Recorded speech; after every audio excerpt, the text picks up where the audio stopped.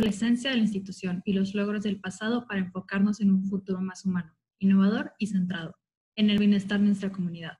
Una educación que no solo prepare para el trabajo, sino para la vida y de manera continua. El evento que nos reúne tiene como objetivo compartir para entender la arquitectura como un campo de posibilidades que van más allá de lo pasado y lo obvio, donde entendemos que la educación es parte fundamental para esto. Agradecemos muchísimo la presencia de todos ustedes porque entendemos que dialogando y compartiendo se enriquece nuestra práctica. Si tienen alguna pregunta acerca de los temas que vamos a tratar, por favor anótelas en el chat y las vamos a leer al final. Y bueno, en casos que aplique, se tomará asistencia 2 veces durante la conferencia. Aparecerá un link en el chat. Este solamente estará activo por unos minutos, entonces por favor de contestarlo. Sus maestros ya tuvieron que haberles indicado si su asistencia es necesaria para el conversatorio. Por favor, no hagan preguntas durante la conferencia en el chat, sino contáctense directamente con nosotros, ya sea en Instagram. Daremos unos pequeños anuncios antes de empezar bien esto. El primero es que todavía pueden contestar la encuesta Día Foro. Recuerden que es totalmente anónima y las respuestas se darán a Karina y a Manuel para poder mejorar la escuela de arquitectura. Les dejaremos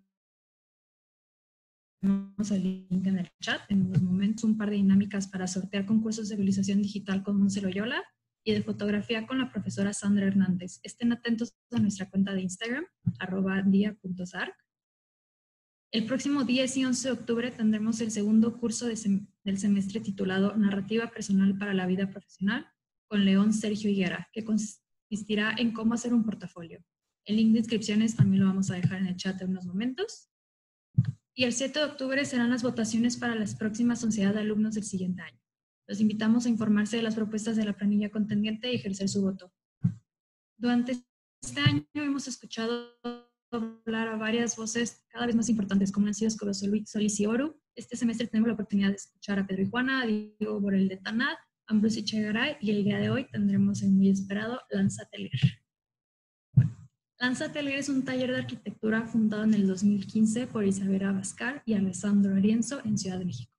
Isabel Martínez Abascal es arquitecto por la Universidad Politécnica de Madrid, estudió en la Universidad Técnica de Berlín y en el Vastu Shilpa Foundation de Ahmedabad, en India. Colaboró con los estudios Sana en Tokio, Arugen y Gallegos en Madrid, Anupama Kunto en Berlín y Pedro Méndez de Rocha en São Paulo. Ha sido profesora de proyectos durante 6 años en la Facultad de Arquitectura y Urbanismo Escuela de Ciudad en São Paulo. Ha participado como profesora en el 24º Taller Internacional de Cartagena, en la Bienal Iberoamericana de Medellín en el 2010 y en el Seminario Internacional de Curitiba de 2012 y en el Workshop Rio Olympics de la California College of the Arts 2012. Participó en la curaduría de la 10ª Bienal de Arquitectura de São Paulo 2013 y curó la exposición 13 para el ciclo inaugural del Museo de la Conserva Murcia 2014 y la exposición Instrumentos Visionarios del artista Almudena Lovera en el Museo ECO Cádiz 2015. Dirigió desde julio de 2015 hasta agosto de 2017 la plataforma Liga, Espacio para Arquitectura DF, dedicada a la exposición, divulgación y discusión de la arquitectura latinoamericana. Alessandro Arienzo es arquitecto egresado con honores de la Universidad Iberoamericana. Colaboró con Taller de Arquitectura Rocha y Carrillo, Taller Tornelli y Frida Escobedo. En su afán por explorar la posibilidad de la arquitectura, desarrolla mobiliario y proyectos de arte usando dibujo y fotografía como principal herramienta para desarrollar sus investigaciones. En el 2017 fue acreedor de la beca del programa de jóvenes creadores del FONCA para desarrollar su proyecto Sin Número, que ahora es parte de la colección permanente del Museo de Arte Moderno de San Francisco.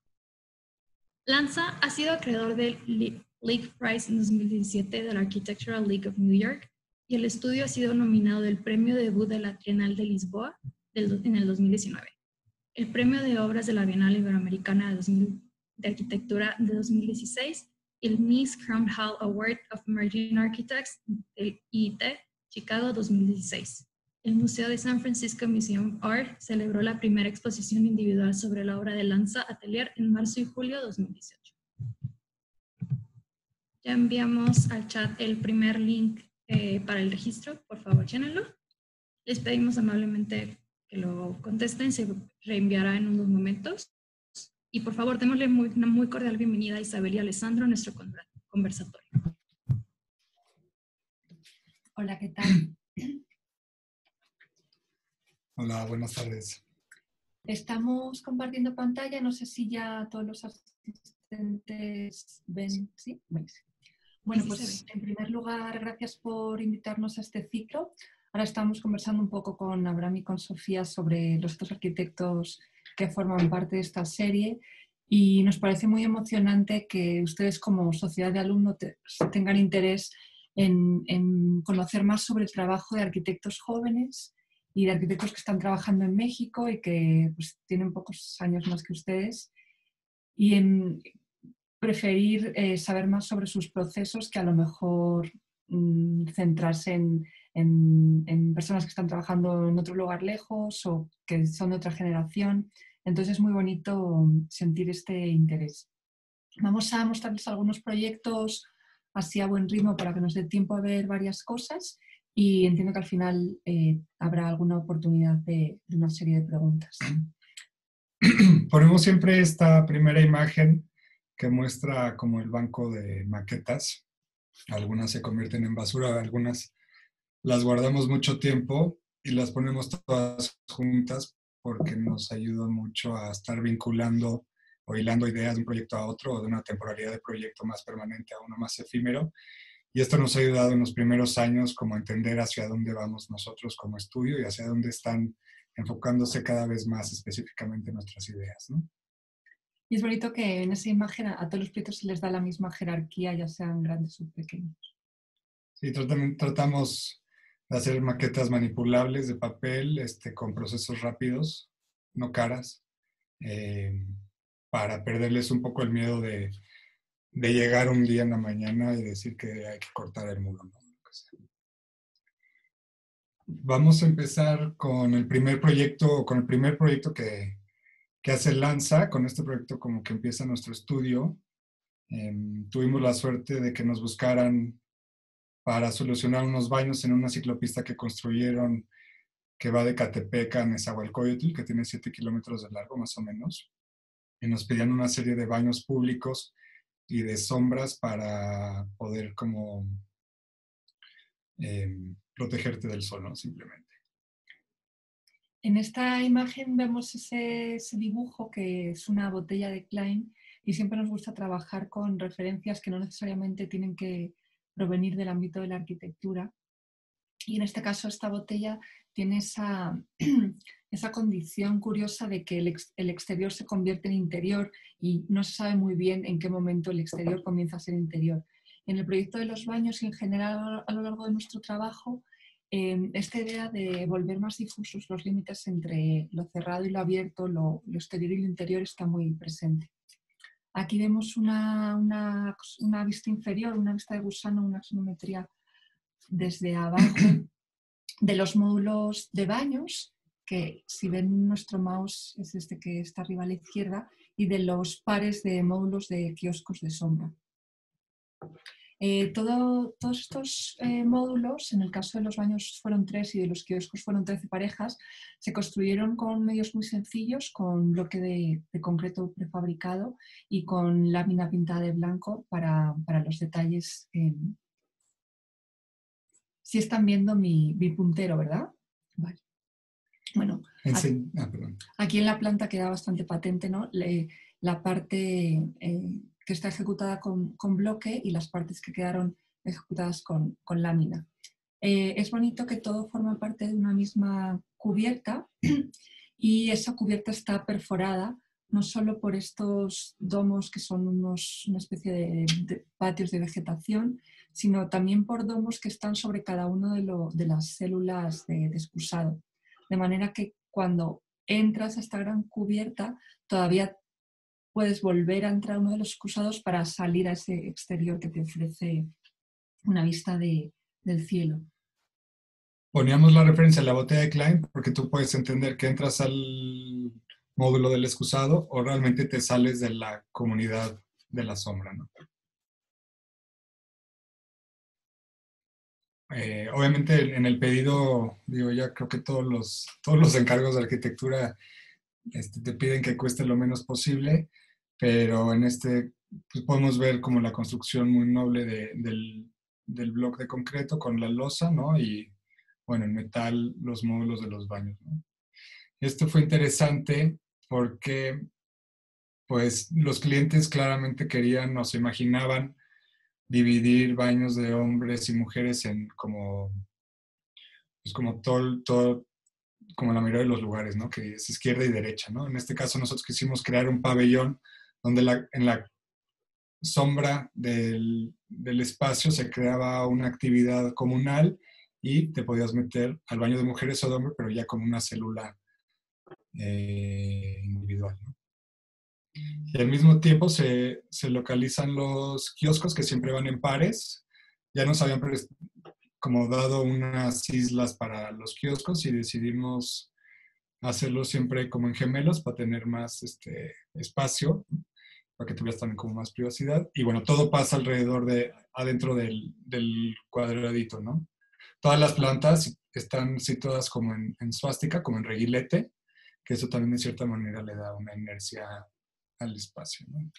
Y es interesante que en este proyecto en realidad se nos pedían unos baños y por encontrarse en esta zona en Ecatepec donde los espacios públicos son tan escasos, quisimos aprovechar la oportunidad para ofrecer algo más y conseguir que fueran unos pequeños espacios casi que como oasis en los que pudieses encontrarte algún amigo o pudieses pararte a descansar.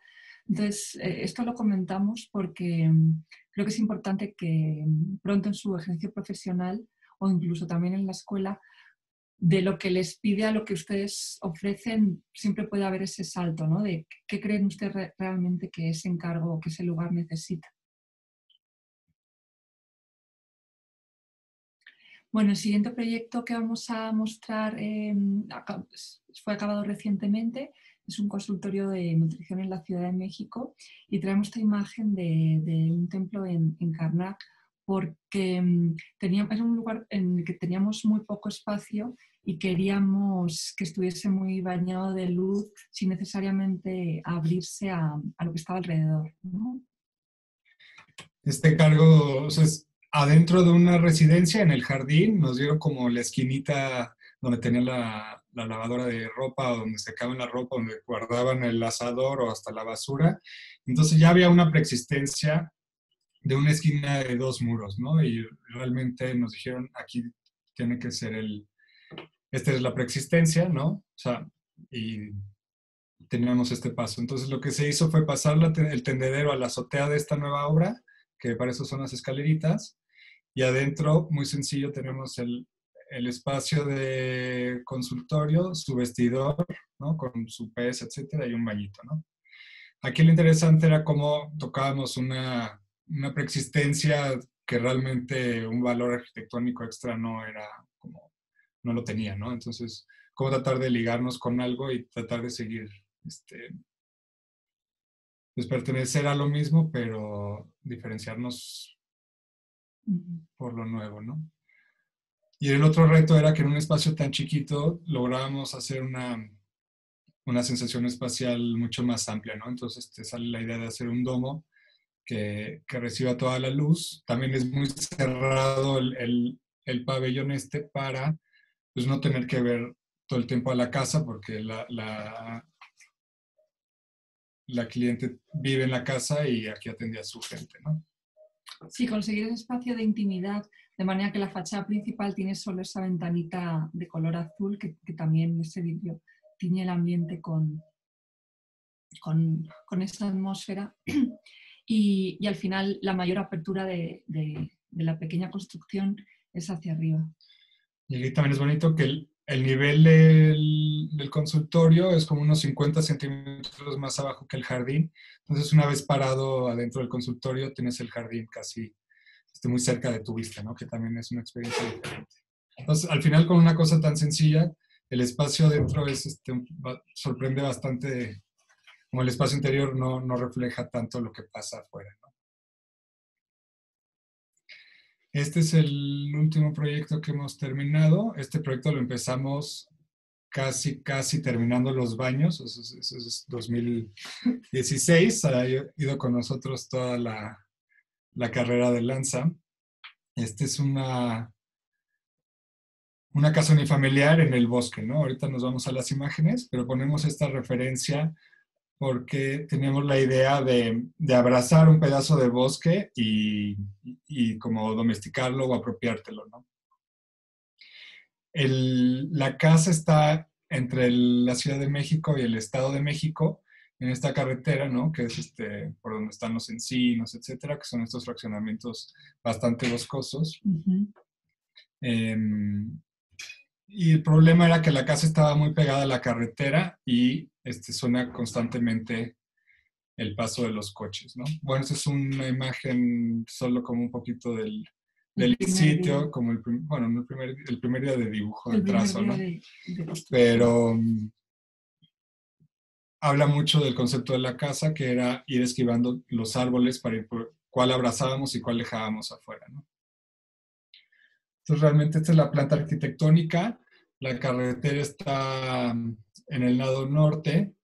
Este es el acceso. La casa es totalmente, no hay ventanas hacia el exterior ni una sola. Es como una casa de un nivel que vive introvertido, ¿no? Los cuartos ven hacia un patio y toda la estancia hacia su propio jardín, ¿no? Y es bonito que todo el muro, o sea, todo el concepto de la casa es que este muro entra y vuelve a salir y vuelve a entrar, ¿no? Entonces, al final toda esa inercia de casa crea una atmósfera bastante interesante. Estos son unos cortes, ¿no? Los dos techos, o sea, el cuerpo principal de la casa tiene unos como dientes de sierra, pero curvitos, que también hace un efecto de luz muy bonito y también da un cambio de escala a la fachada interior del jardín a la que muestra la calle, ¿no? Y aquí tenía un sentido climático también importante porque esta zona es más, pese a estar cerca de la Ciudad de México, es varios grados más fría. Entonces, de esta manera, levantando las losas hacia arriba, permitíamos que el sol de la mañana entrase no solo en el primer volumen de las salas, sino también en el volumen de los cuartos. Y recibíamos la luz de la tarde pues al final del día, a través de los patios. Si se dan cuenta, tenemos la casa perforada por muchos patios que hacen que muchas veces tus vistas sean hacia arriba, como que te borran el entorno y te abstraen un pedazo del paisaje de las copas de los árboles. También la casa está toda construida con un tabique blanco, que al final esto se escogió junto con el cliente. Al principio la casa iba a ser de tierra. Y se consiguió este tabique blanco muy poroso y bastante resistente, un poquito más grande que el tabique rojo, que es muy bonito pensar que en la temporada de lluvias este tabique va a agarrar una pátina parecida a la que está aquí. Digo, ahorita la casa es bastante nueva, entonces de pátina tiene poco, se pueden ver algunas manchitas que no están bien selladas, pero a la larga se piensa que la casa en temporada de lluvia agarra un tono más mohoso, más verde, y en la primavera agarra un color muy dorado, ¿no? Que es muy bonito. Como el mismo material entra a la casa y solo le divide un vidrio, tiene esta dualidad de cómo se transforma el material a través del tiempo.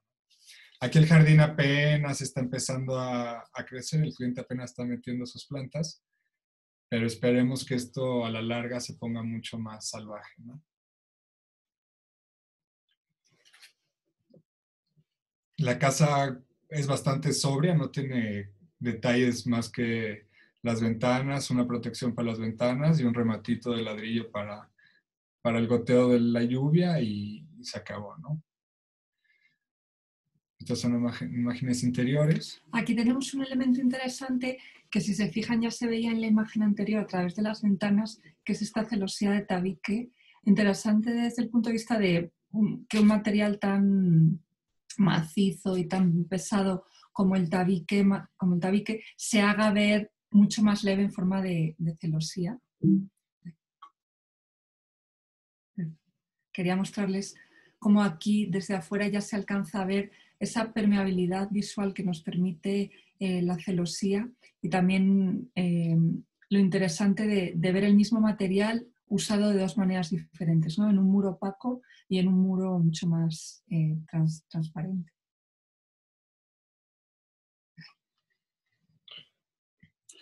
Bueno, vemos a la derecha el espacio de la sala y a la izquierda es el pasillo que comunica los cuartos.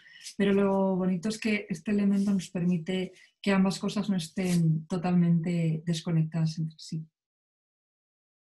Esta es una imagen desde el nivel inferior, Sótano. desde el sótano, en la que se ve lo que estábamos tratando de explicar de cómo la casa es muy ciega hacia el entorno, no tiene ninguna abertura hacia afuera, pero se abre justamente hacia arriba. Entonces, si se dan cuenta, de nuevo aquí volvemos a discutir esa idea de el interior y el exterior, porque entras a la casa, pero la casa te saca muchos exteriores que están en el interior.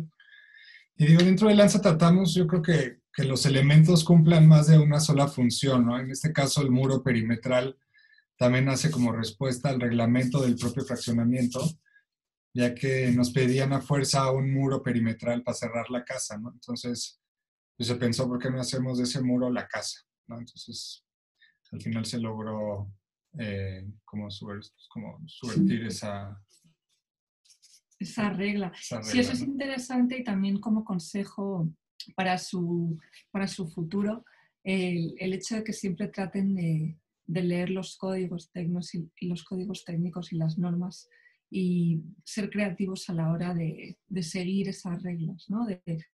Que traten de encontrar los resquicios que les permiten hacer algo que piensan que puede ser más interesante o más creativo o mejor. Pues bueno, después de 5 años pudimos terminar la casa.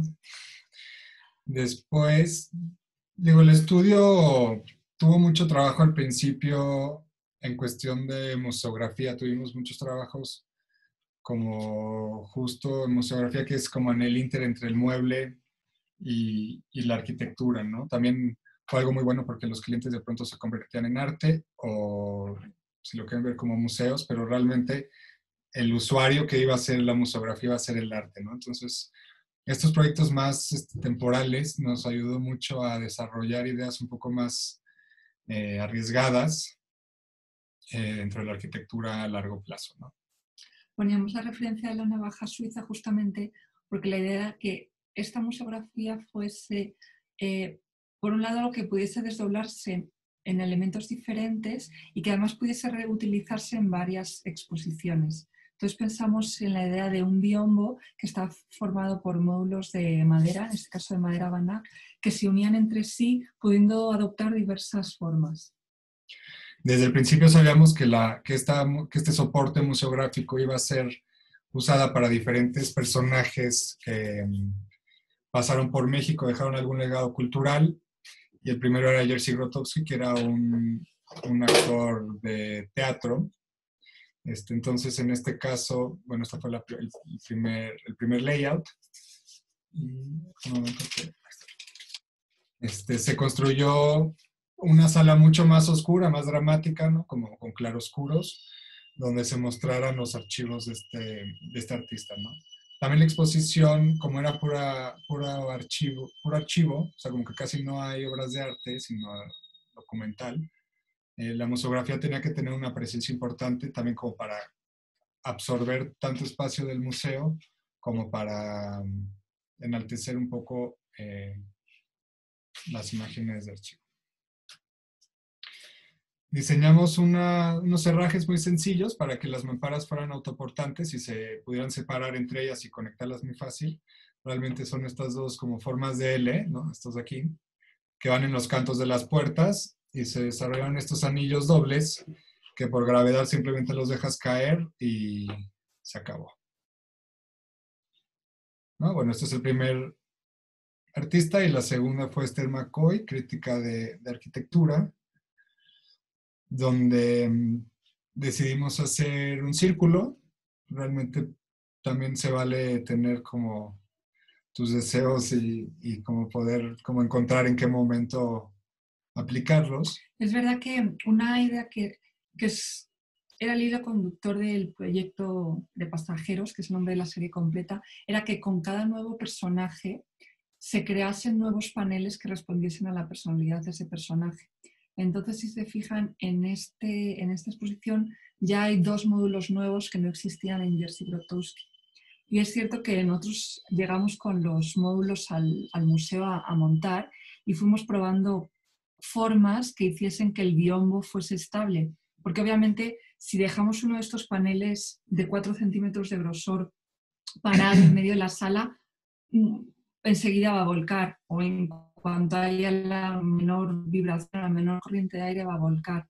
Es el hecho de estar de la mano unos de otros que permite que ese biombo, que esos paneles tengan la inercia para poder quedarse en pie. Perdón. Y en este caso, habiendo probado varias formas, esta forma de casi de círculo, pero que te permitía entrar, era la que mejor funcionaba. De nuevo aquí, si ven, existe esta idea de subvertir el límite tan fuerte entre interior y exterior, porque tenemos casi todos los paneles que cuando se abren se perforan y puedes ver a través. Y la idea de que los paneles se abren, se cierran y se desdoblan tiene que ver con que después tenían que poder almacenarse en el menor espacio posible. Entonces, esto que ocupa una sala gigante, una vez que se almacena, tiene 60 centímetros de ancho por el alto de 2,40 de los paneles. Y bueno, aprovechando que estamos en el estudio, estas son las maquetitas que hacemos aquí adentro, ¿no? Donde estudiamos y se dibuja todo a escala, ¿no? Creo que es más bonita del otro lado.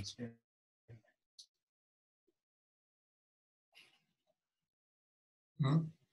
Entonces digo, para nosotros hacer esta maqueta es igual de importante que ver el resultado final, ¿no? Y también al hacer las maquetas lo más parecido posible, nos da la seguridad o podemos encontrar los puntos débiles estructurales, arquitectónicos o que sí, como técnicos del asunto, ¿no? Tenemos por aquí uno de los módulos de los años. Voy a cambiarlo. El siguiente proyecto es en colaboración de To y del artista Alberto Deris. Realmente la invitación la tiene To de parte de Design Week para hacer un pabellón en Polanco y les piden que ellos también escojan a algunos arquitectos para que hagan otros pabellones, ¿no? Ellos deciden que mejor nos invitan a hacer uno más grande, o sea, como juntar fuerzas y colaborar en uno más grande o más potente. Y a raíz de lo de reconstruir y tenemos esta donación de no me acuerdo cuántos miles de tabiques de tierra compactada, ¿no? La idea era aprovechar el presupuesto que daba Design Week para hacer este pabellón para comprar tabiques que después, en la época cercana al sismo de septiembre del 17, pudiesen utilizarse para construir un centro comunitario en Ocuilan, en el Estado de México, que fue una población muy golpeada por el sismo. Entonces, es muy bonito que casi el pabellón es como una parada del trayecto de estos propios tabiques, ¿no? Entonces no tiene junta, no tiene mortero. El aparejo que usamos es casi el que encontramos donde recogimos los tabiques y se hizo un espacio, bueno, esta pasarela que entras a estos dos muros muy gruesos y de pronto se va el sonido de la ciudad, se va casi que se te olvida el contexto, que es muy urbano, y te enfrentas a esta piedra flotante, ¿no? Que está ahí suspendida en el aire. Es un proyecto un poco más poético en cuanto a materialidad, está el reflejo del agua, está el clima, también era increíble el cambio de clima que se sentía aquí adentro o aquí en la pasarela. Y es muy bonito que esos muros, a pesar de ser muy, muy anchos, de medir 60 centímetros, a través de los agujeritos que tienen naturalmente los bloques, se volvía también transparente en ese punto. Entonces esa idea de contraposición también suele estar muy presente en nuestro trabajo, ¿no? Como el ver unos muros muy masivos, pero que puedes ver a través. Y creo que ha sido una lección, o sea, entre la casa de Jajalpa y el pabellón, ¿no? Que son construcciones que pues se basan básicamente en una sola pieza, te das cuenta lo líquido que puede ser trabajar con mampostería o con un elemento chico, ¿no? Y la piedra no les vamos a contar cómo estaba suspendida, lo tienen que averiguar. Después, este es un proyecto que es la mesa escalonada. donde el encargo es diseñar una mesa para una serie de...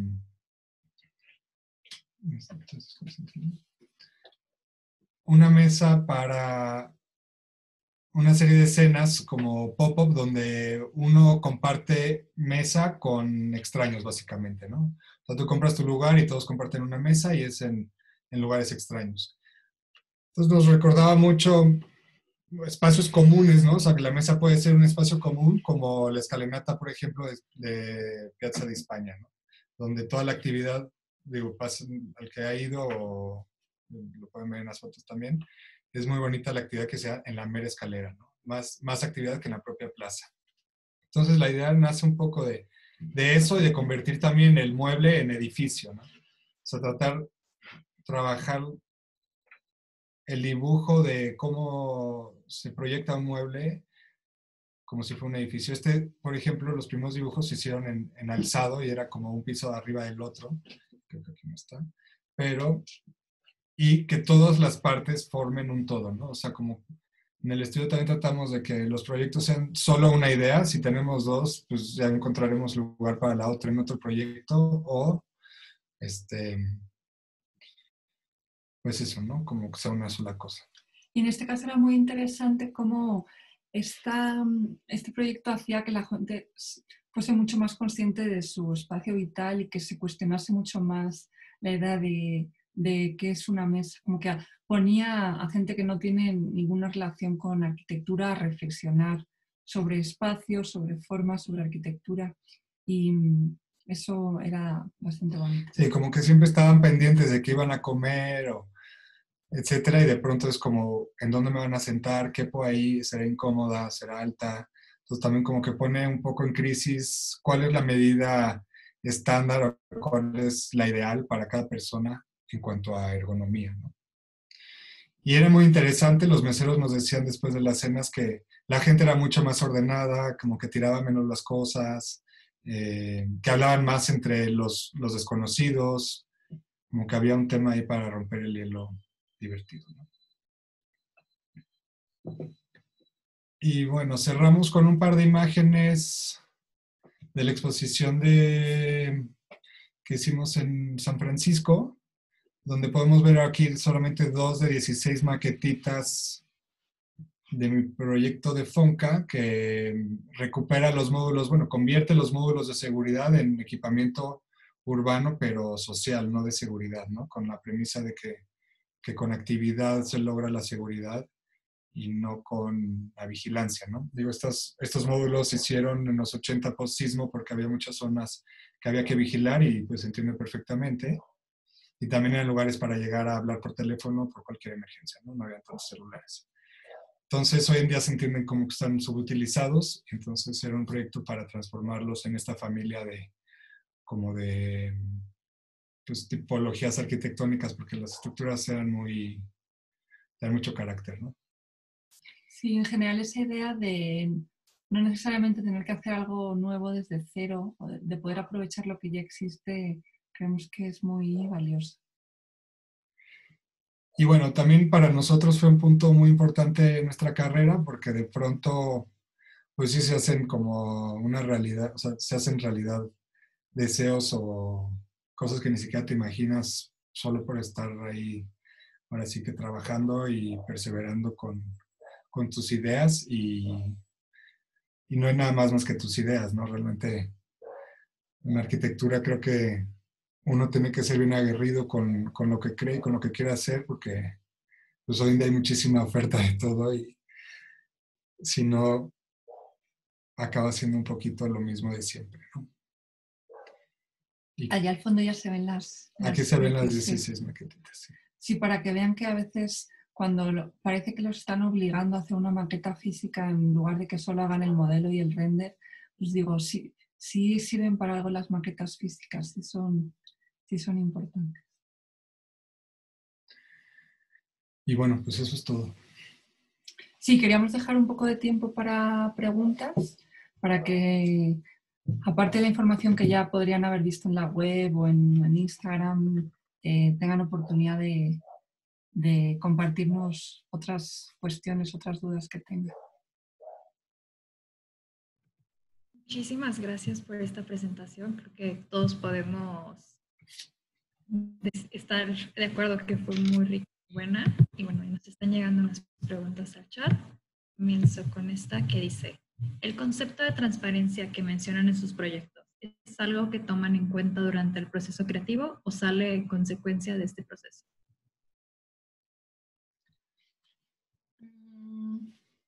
Bueno, la transparencia en sí es un concepto, digamos, que se puede asimilar más a lo abierto, a lo público, a lo honesto.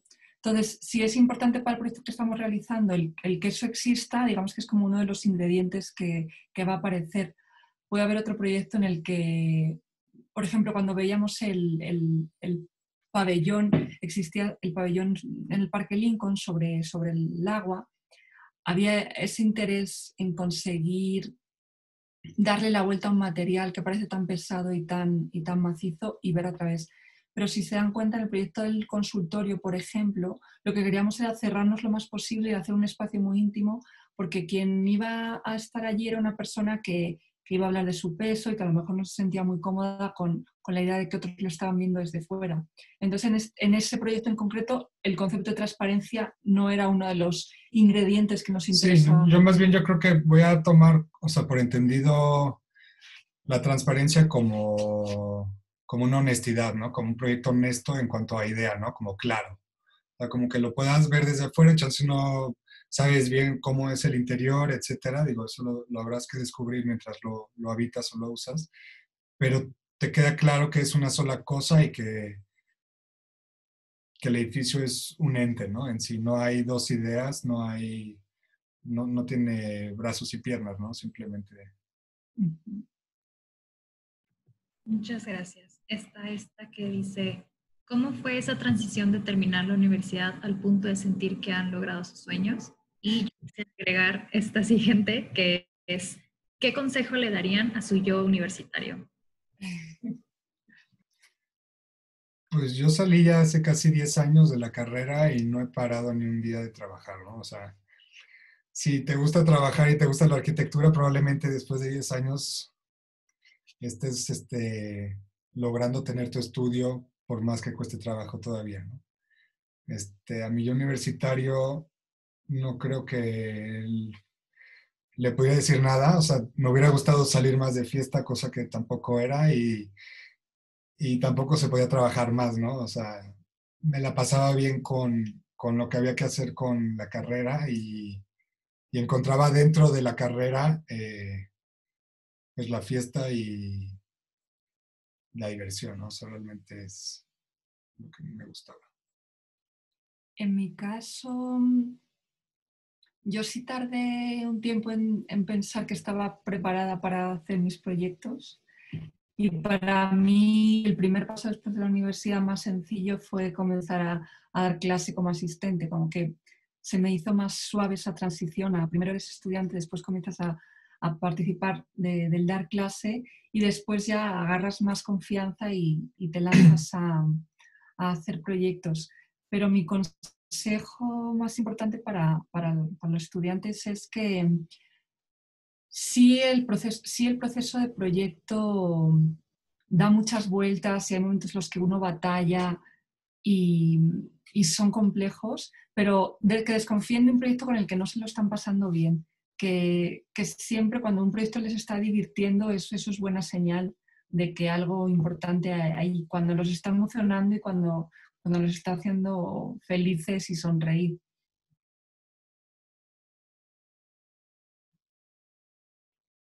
Estás en mute, Sofía. Muchísimas gracias. Bueno, tenemos unas preguntas sobre la materialidad, que es ¿cómo eligen los materiales y qué papel juegan sus proyectos? Y otra que les preguntan que ¿cuál fue el sistema constructivo para los tabiques de tierra que utilizaron?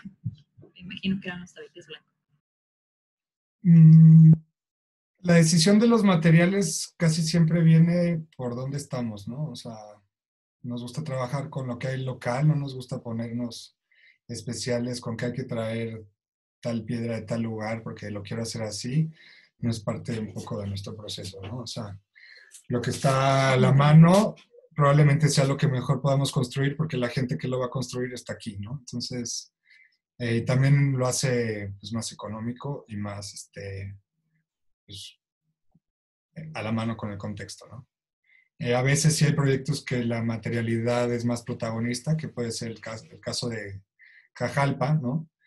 Y hay casos donde el material puede ser uno u otro, ¿no? Realmente en el caso de los baños pudo haber sido concreto colado, no nos alcanzaba, o etcétera, ¿no? Digo, por decir opciones. O hay proyectos que le podrías cambiar el material y podría seguir el mismo proyecto, ¿no? O sea, la mesa escalonada de pronto podría ser de piedra, de recinto, y pues podría estar afuera, pero pues sí que cobraría otras sensaciones, pero la pieza al final sigue siendo la misma, ¿no? Como que no. ¿Cuál fue la segunda pregunta? Perdón. La segunda pregunta fue sobre el sistema constructivo de los tabiques de tierra que mencionó. Pues simplemente apoyados. Okay.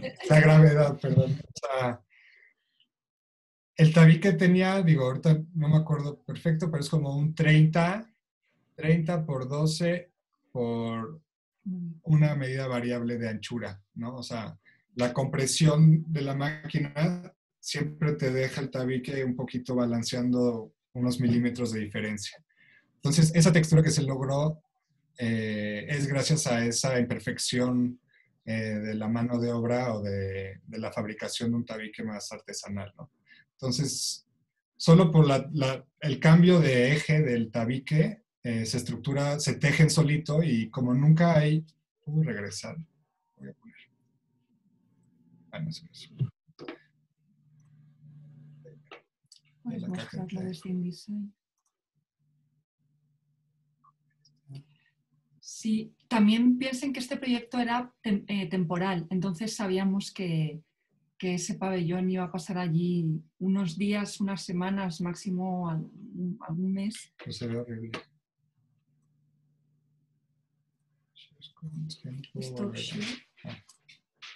En el caso de los tabiques en Cajalpa, por ejemplo, la celosía que veíamos, esos tabiques están perforados con un taladro y por dentro hay un acero, como para que vean la diferencia entre algo que va a estar allí trabajando a compresión durante años y algo que se va a desmontar. Entonces, lo que estaba explicando el sistema constructivo, que igual es el mismo sistema, repito, que la gente los pone a secar una vez que los están fabricando. Esta medida es constante porque es del molde de la máquina, que son como 30 centímetros. Esta es constante porque es de la máquina, que son 12. Pero esta es la que va variando de medidas dependiendo si sacaron el tabique antes, si le pusieron más segunditos de fuerza, si la mezcla, yo qué sé. Entonces, al tener estas líneas no constantes como variables, nunca encontramos líneas que continúen, siempre hay este traslape, ¿no? Y en el otro caso también, o sea, realmente aquí atrás también este está aquí, este está aquí. El que el tabique esté entretejido hace que funcione como una sola cosa. Si tuviéramos una línea continua de aquí abajo, ¿qué pasaría? Se nos haría una grieta así, ¿no? Entonces, para nosotros también fue una enseñanza esto y en el lugar hicimos muchas pruebas uno a uno hasta que nos dimos cuenta que como ya estaba era la mejor opción, ¿no? Solo había que pues, ponerle de nuestra parte, entonces decidimos que todo el canto interior, todos los paños interiores iban súper lisos y que justo la textura que íbamos a lograr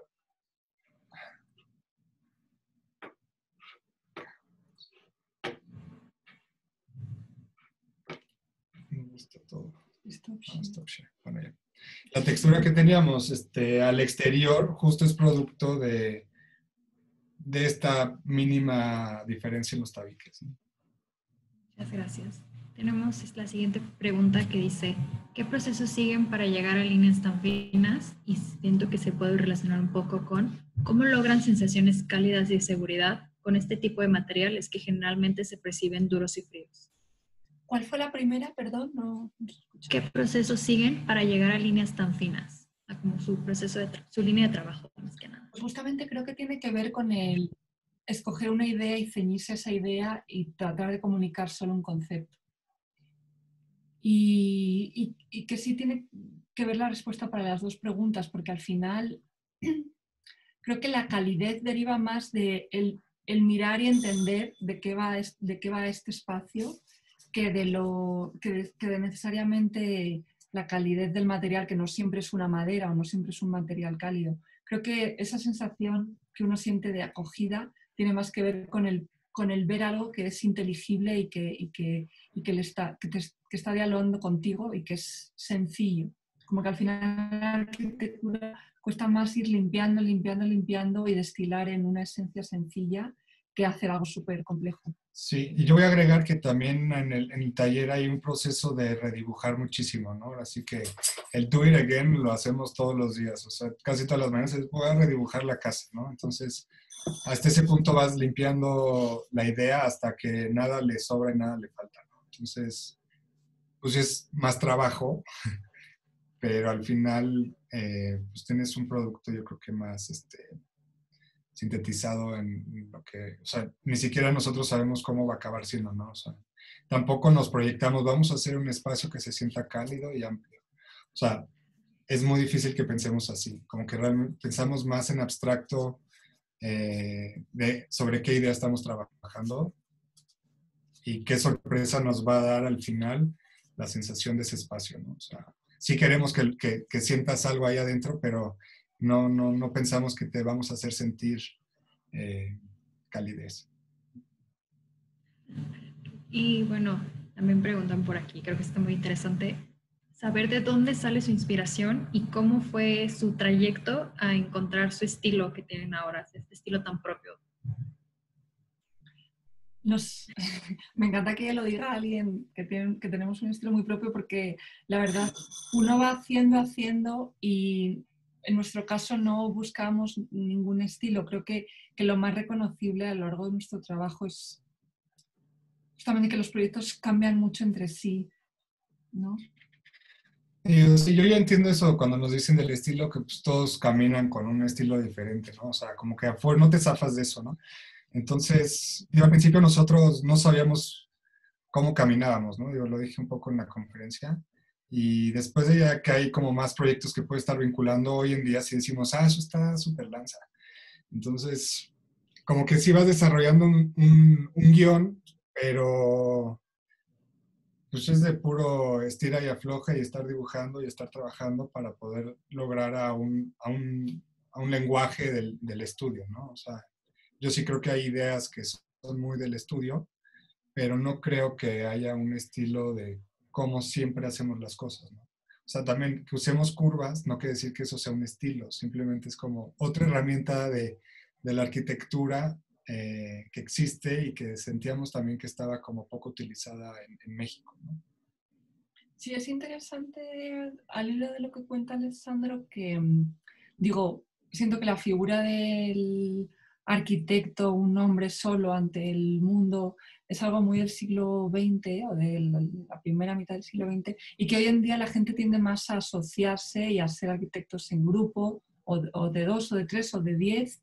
Obviamente me parece muy bien la gente que decide tener su práctica solo, pero incluso esa persona va a colaborar con ingenieros, con herreros, con carpinteros, con constructores, con agentes inmobiliarios.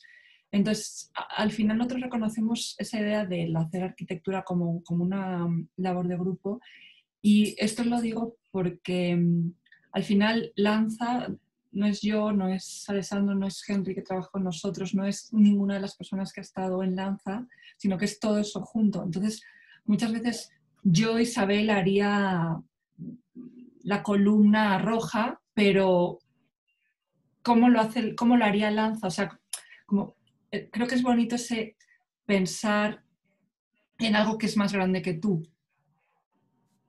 ¿Cómo hace este proyecto, este despacho que está alimentado por muchas cabezas? A ver, y otra cosa que según yo acelera el proceso es que, Dios, somos marido y mujer, entonces no dejamos de trabajar nunca, ¿no? O sea, aunque estemos en la casa, es como, ¿ya viste esa esquinita? O sea, entonces, pues también es como una esquizofrenia de estar constantemente, o sea, la arquitectura es parte de nuestra familia y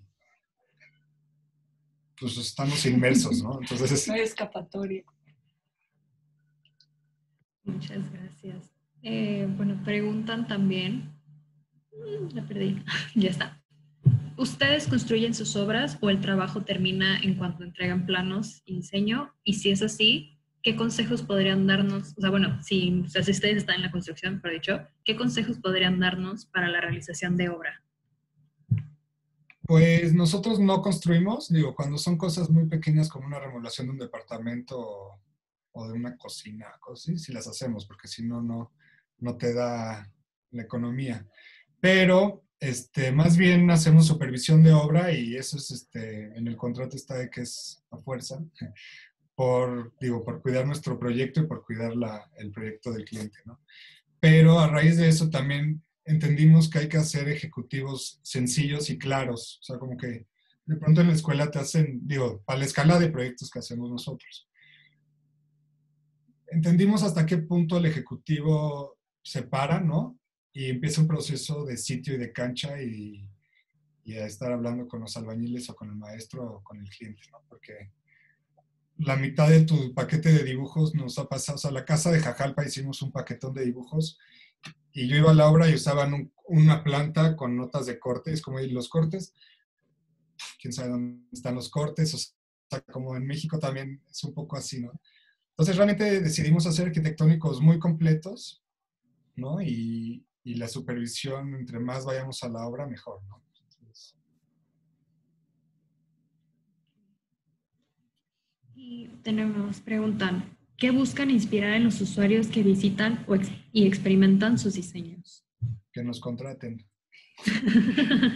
No, pues no buscamos, bueno, personalmente yo no busco hacer sentir nada en especial, ¿no? O sea, creo que yo sí me acuerdo de chico cuando he entrado a espacios que me llaman mucho la atención y hoy en día me doy cuenta que la mayoría de ellos eran de algún autor o que sí había arquitectura detrás de eso.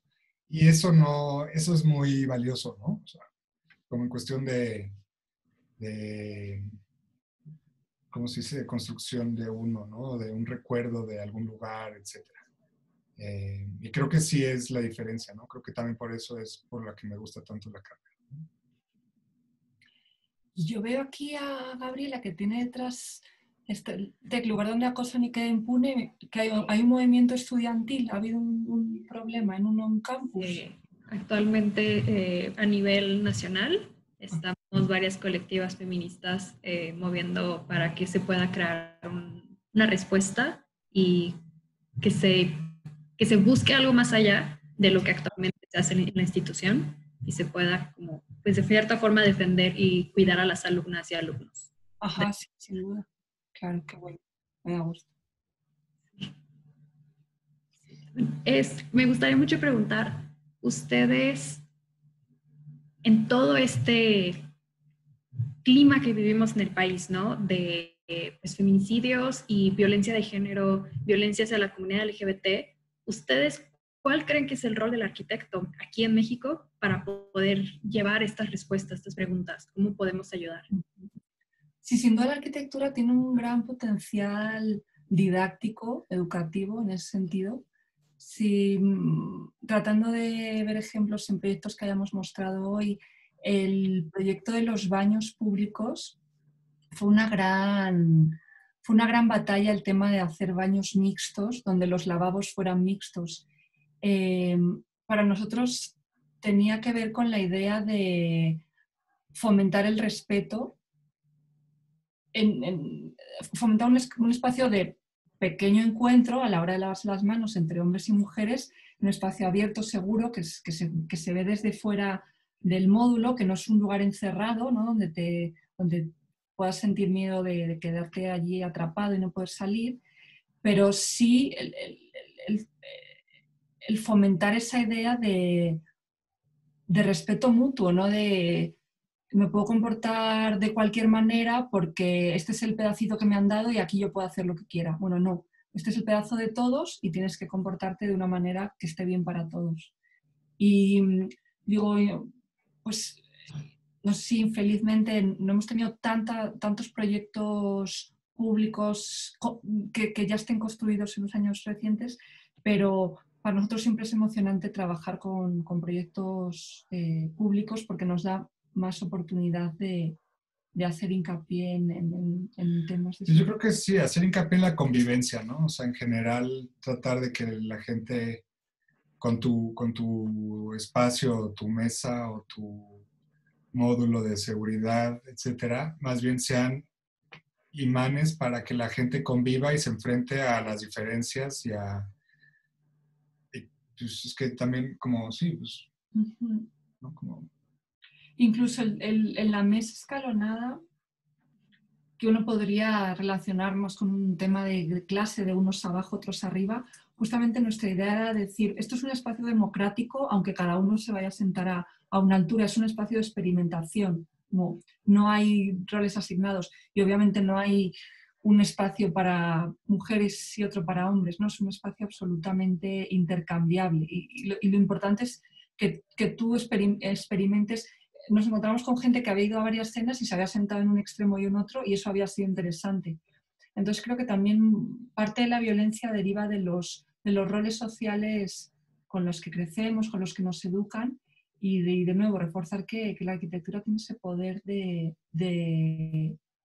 hacer repensar y de reeducar y de reivindicar. y también si van a hacer su propio estudio, que no sea un estudio de puros hombres, por favor.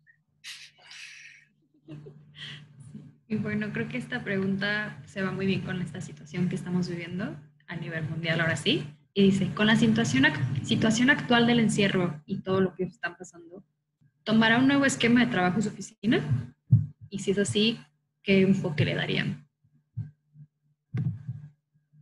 Nosotros, para empezar, de un espacio, el espacio que teníamos, nos achicamos bastante, ¿no? O sea, como en lugar de pensar como la idea o la preconcepción de que pues, el éxito o el progreso es hacerte más grande, tener más gente que te ayude, etcétera, nosotros lo vimos al revés, ¿no? Es como entre menos mejor y ser más atinados con lo que se produce, ¿no? No estar desperdiciando tanto el trabajo, ¿no? Aprovechar más el día. Como somos muy pocos. Después nos hicimos expertos, digo, ahí desarrollamos toda una casa, digo, no se va a hacer, pero desarrollamos toda una casa a través de vía WhatsApp, ¿no? O sea, y la verdad es que no, o sea, se sentía un proceso fluido igual, ¿no? Hasta más que tener las horas de trabajo, pues de pronto era cuando se te ocurría algo, escribíamos, mandabas foto de la maqueta tal, le dibujaban encima el plano tal, entonces como, así tiene que ser. Y sobre eso nos íbamos, ¿no? Aunque al día siguiente se volviera a cuestionar. Pero nos hizo entender que las herramientas que tenemos hoy en día, tipo Zoom, no tener que ir a Querétaro, para mí es un aliviane, ¿no? O sea, como digo, hubiera estado divertido, pero también te das cuenta cuánto esfuerzo le dedicábamos a cosas pues, que no lo merecen, ¿no? O sea, no que mereciera Querétaro, pero como cantidad de reuniones con clientes, o sea, al final nuestro trabajo es estar proyectando y estar dibujando y estar como, pues, inmersos en un proceso creativo, no tanto estar atendiendo al cliente en tu casa con una taza de café. Perfecto, pero bueno. Yo me voy a tener que ir, no sé si quieren hacer una última pregunta o si... Ya estamos a punto de cerrar así para empezar. Bueno, queremos agradecerles muchísimo, Isabel, Alessandro, creo que esta plática fue muy buena y muy rica por compartirnos todas sus experiencias y su visión y su trayectoria y por este diálogo tan bonito que hemos creado. Les agradecemos muchísimo a todos los participantes su atención en este evento. Los invitamos a seguir participando, así como a seguir las redes sociales de la escuela y la SAARC para mantenerse enterados de los eventos como este. Muchísimas gracias y muchísima suerte en los parciales que se aproximan. Los invitamos al siguiente conversatorio y a seguirnos en nuestra cuenta de Instagram, @dia.sarc, para poder mantenernos enterados. Muchísimas gracias y buenas tardes a todos. Gracias. Chao. Y ahí estamos en Instagram si siguen con dudas y preguntas de proyectos. Pues muchísimas gracias. En serio. Suerte en los parciales. Recuerden, por favor, registrarse en las ligas que acabamos de enviar al chat por si no lo habían hecho todavía. Muchas gracias otra vez a ambos. Bye. Chao.